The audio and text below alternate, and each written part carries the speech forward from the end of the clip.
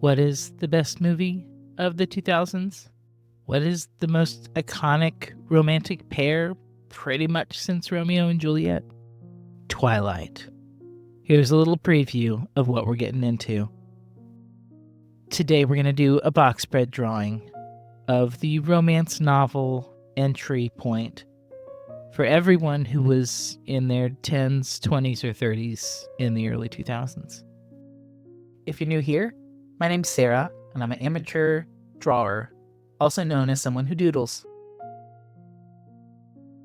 In this video, we're gonna relive Twilight together with small illustrations that make me enjoy and appreciate the directing even better. Now, I guess this kind of includes the book, but I was a really reluctant reader. I was an English teacher at the time. Definitely made fun of this series. I thought it was a major concession to allow this book on the shelves in my 9th grade classroom, which is kind of silly. But yeah, I was a snob, and then I read it. Is it terrible writing? Yeah. Is it really dumb? Yeah. Is it absolutely as good as everyone seems to think it is? Yes. Yes, it's excellent. And this would be the book that taught me the book doesn't have to be good for you to love it and be obsessed with it. So we're going to do box spreads. Shout out to the amazing person who voted on my poll. There was only one vote, but the vote was for Twilight, and I do what those polls tell me to do. So here we are. As you can see, first we draw the box spread. My lines are always shaky on this at first, but guess what? You can't tell. So I drew some boxes, and now we're going to start with the most iconic part, the book cover.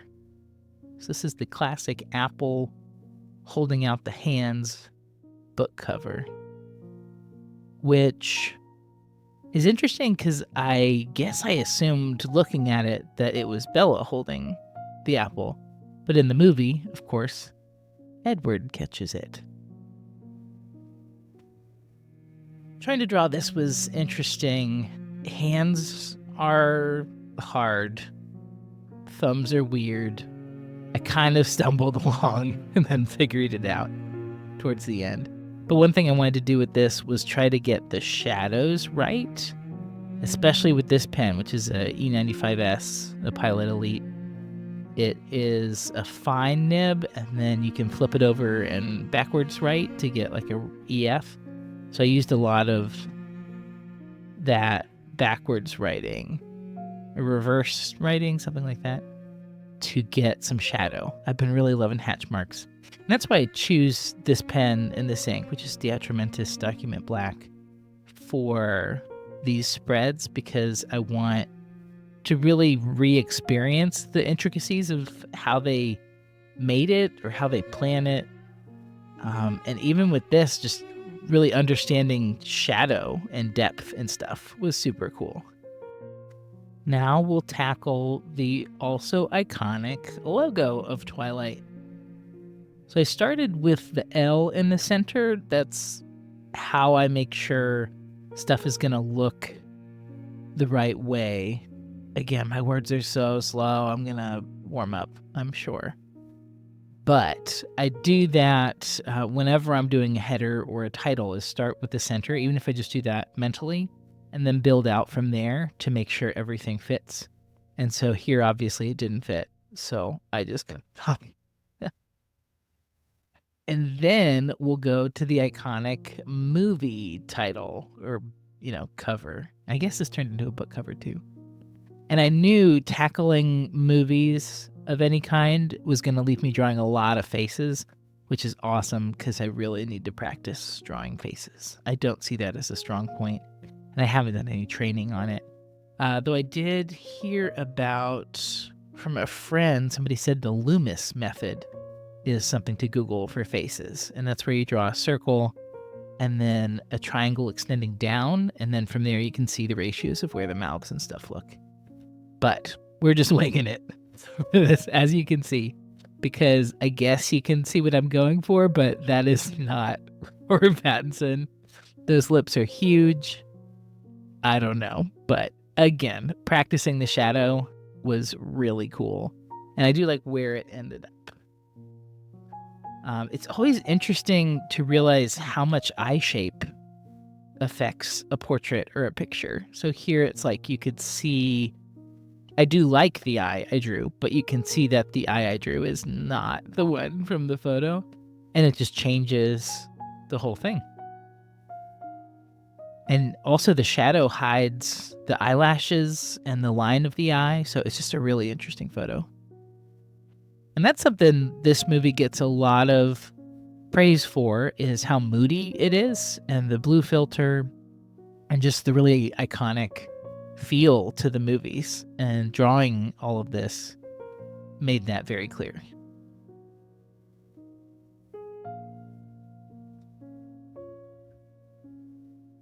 There are some scenes from the movie where like just the shadows make a huge difference.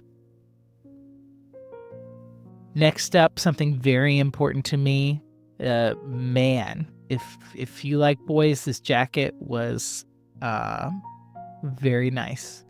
So a very memorable part of the movie for me is going to be this peacoat and collared shirt combo. I think that's why everybody was crushing on Rob this whole time. Like, show me a high schooler who's going to dress that nice. Like, obviously, it's going to be popular. Anyway, so working on some shadows and stuff for clothes. And I'm not trying to be dumb, but honestly, slowing down to draw and look at how layered and textured clothes are, it was really cool. And then every detail that I added, like the stitches or the shadow of a particular collar, it just made me appreciate the photo more. It made me appreciate real life more. It's just really cool. So if you're at all into drawing, I highly recommend this. Next up, iconic. I keep saying the word iconic. I'm trying not to, but this truck was super cool. Everybody loves this truck. The truck I ended up drawing is unrecognizable as a truck. So this is one area where color really worked against me not having it. So I should probably work on perspective. I should probably work on like mechanics or machines, stuff like that. I wish I'd done more justice to the truck, but I did my best. That's all we can cling to sometimes. The truck well ended up being a really deep area of focus for the color, and that made me start to think about shadow and light, of course. So balancing each little vignette with a deep color that draws the eye and then lighter colors on the outside. So towards the end, when I was adding the background, I tried to do that as well with my pen to have this branch really thick and dark, and then I flipped the pen over, boom, and then tried to have a lighter branch. And I think that did add a little texture. It's still just the perspective of the car is totally off. Next, I totally stared at this photo for a minute, trying to figure out what kind of plant that was on the left. And spoiler alert, it is a shovel. So what we're learning here is that on her last day, nay, her last moments in Phoenix, she went out in the garden and dug up a cactus and put it in that pot. So I have a couple questions, mainly because I always kill stuff. Can you just cut up a cactus like that and take it with you and it's going to be fine? Would they even let you on the airplane with that? I guess they would because it's inside the country. Anyway, it made me think about characterization and how they probably did this to show, her getting her hands dirty and like committing to leaving a place for her mom. It's intriguing. But I definitely thought there were two plants in this photo when I took a screenshot of it. So that's me. Next, we've got the Carver Cafe, the special place where she goes to eat dinner with her dad. And I just thought this was a nice, tiny thing to put in a smaller box. And imagine being this business owner and waking up one day to find you're in the Twilight movie. For the next photo, I pulled up the house where Bella lived. I just love how simple it is. I took some trips to Seattle and Washington when I was a teenager, and I just remember like the moodiness of the whole thing. We went to a lot of different places, like Seattle Fish Market and stuff like that. But there was this town that was more like a fishing town, and it had a little downtown area and a cool bookstore and stuff. And it just had this moodiness, exactly like in this picture. And driving around. Sometimes when I'm driving around where I live, I'll see trees that look more Seattle-ish, and I'll try to pretend in my head that I live in Seattle for a little bit. I guess that's disassociating now that I think about it, but it is fun, and it saves me having to move across the country. I did dream of living in Seattle. When I was in high school, I made a whole budget of how I'd move away, and I started looking at apartments in Seattle and messaging people about being roommates. I was definitely just trying to escape, but I love that I made a budget first.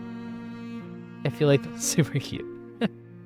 All right, next we'll go back to a person, and this was the moment I started wondering, did they give Jacob a wig? Because when you look at the hairline and like the perfect arc of the top of the head, I think that's a wig. And then later, when I get to the box above this one, I'm going to have a question. Did they give Emmet and Jacob the same wig? We're going to have to find out. I think that's what happened. So with this, I'm playing with texture again, and I decided to try to fill in the wig in really specific directions for the hair, and I do like how it turned out. That's just something I love about Diatramentis Document Black. It's the truest black that I feel like I've been able to find. And so once I found it, I just stopped looking. And again, I don't think I nailed the eyes. I don't think I nailed the facial structure, and I think that's why Jacob looks different. Then we've got the iconic baseball scene. No, not Alice. Rosalie. This was another moment where I realized just how detailed the shots were and everything. Like if you look at the seam of the hat, it lines up perfectly on the back right. It lines up perfectly to outline her head against the background of the forest. And that's just, I can only imagine how hard of a shot that would have been to get. So I would color me impressed. So here's Rosalie hitting the ball, looking like a bee. I don't know. I didn't really like her in the movie. The book makes her make a little more sense. But overall, it just seemed like it went really hard on just saying she's a pretty mean girl. Which I think there's more to it than that. I think she's just an Enneagram 8. Then we're going to move on to the real star of the movie, the microscope. The first flirty scene, the way high school forces us to interact with our crushes, is just perfect. So we had to do the microscope.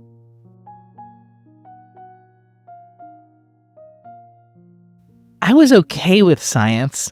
It makes me wonder why I went to college and started out as like a science major, like dietetics and stuff.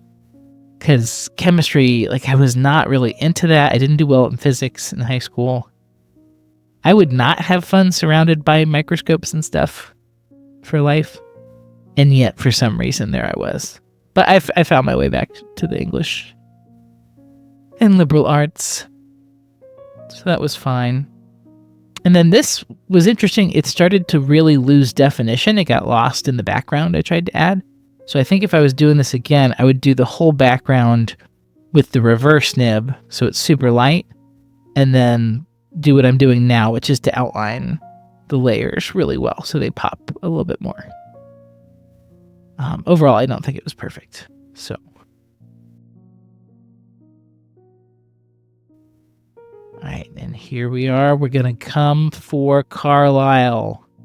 Honestly, on rewatch, the dads really win it in Twilight. So I'm focusing in on Carlisle's shoe and the candles in the back. We're just gonna make this the most Sarah Twilight box spread ever. And these are the random scenes that live in my mind forever. So they're having a dinner party. Why did they put candles on the floor? It doesn't make sense. Okay, and now the real snack of this whole series, Charlie. Let's talk about Charlie. Moms are sweating over Charlie right now. I think it's because we grew up, and so it's a little weird to like Edward because he looks so young. And now we realize, wait, who's this snack who has a job as a cop, is a nice dad? Now, we could argue the nice dad part because he only saw his daughter, every once in a while. And then in the backstory, Renee, the mom, invites Charlie to come with her, but he has to stay to take care of his sick parents. So it's like the mom's really the villain in this situation. Anyway, next main star, Bella's hair. Look at this hair. I really like drawing hair, and so this was a chance to just really do that. And what I found was I had to use the little, how do I say, the really detailed, fine textured hair fills in the whole thing. But the bigger weaves of hair is what showed the structure of the hair. It was interesting because I would have thought more detail would be the part that shows where the hair is, but it was actually the pieces I left most open and white gives it all the texture and stuff. And drawing this part just made me realize how absolutely perfect everybody's nose is in the series. I wonder if they choose actors by noses. That's what I was thinking throughout this situation. It may just be that attractive people end up having noses that are attractive. So, I don't know. I'm a fan of big noses. I'm really into noses. Next, we're moving on to the wall art in the Cullens house. A little inside joke for the family. It's all the graduation hats. Which is absolutely ridiculous. Oh, one of the best Reddit threads I've seen was talking about how dumb it is for them to go to high school constantly. It's just so dumb. It's the dumbest possible explanation for any of this. And one person was like, Alice is really into makeup. Obviously, they would have just spent a lot of money on special effects stuff to make them look the different ages that they're supposed to look. Like special effects makeup. And it's like, they don't get uncomfortable like humans do, so they would have been fine wearing it. And it's just like, that is so obviously what should have happened instead of going to high school for 100 years. Oh, it's ridiculous. But here they are on the stairs talking about it.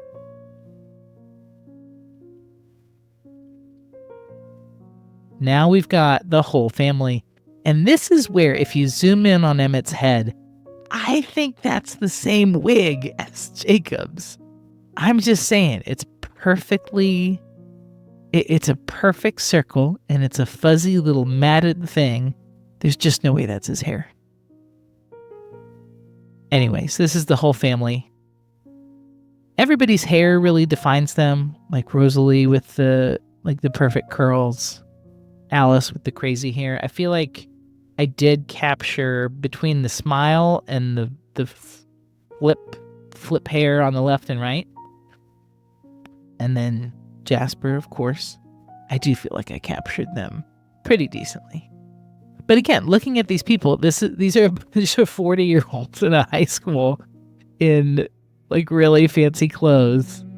Like, come on, Stephanie, what are you doing? If I was in charge, I think I would have gone with my original plan, special effects makeup, make everybody like age. It would have given you something to do over the course of a couple years. Then move town every 20 years and just have, consistent bases of operation. Anyway, just saying, I figured it out. For the next one, I just really like this bookshelf. Nothing else going on in this photo except a cool bookshelf with some lights. Certainly not people making out in the middle of the night. Certainly not that. Who remembers having CD holders? So many CDs that you needed to stack them on top of each other. And I'm gonna be real, I still have twinkle lights. I just haven't hung them up yet. Love is in the air, so let's go to our special place in the meadow. Let's capture some of these flowers. I had to look for a couple photos to try to find one that actually showed flower definition. I think I remember reading they planted the meadow, like really intentionally. And maybe the flowers mean something, like forget-me-nots and stuff. I don't know, but it's beautiful. And what a metaphor for love. Sitting in the woods, wondering if someone's going to leave you there.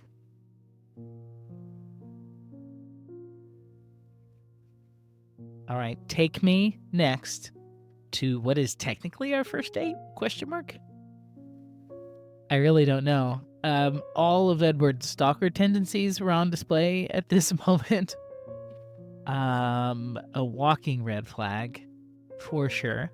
And this picture really made me ask some questions about why there were so many dishes on the table.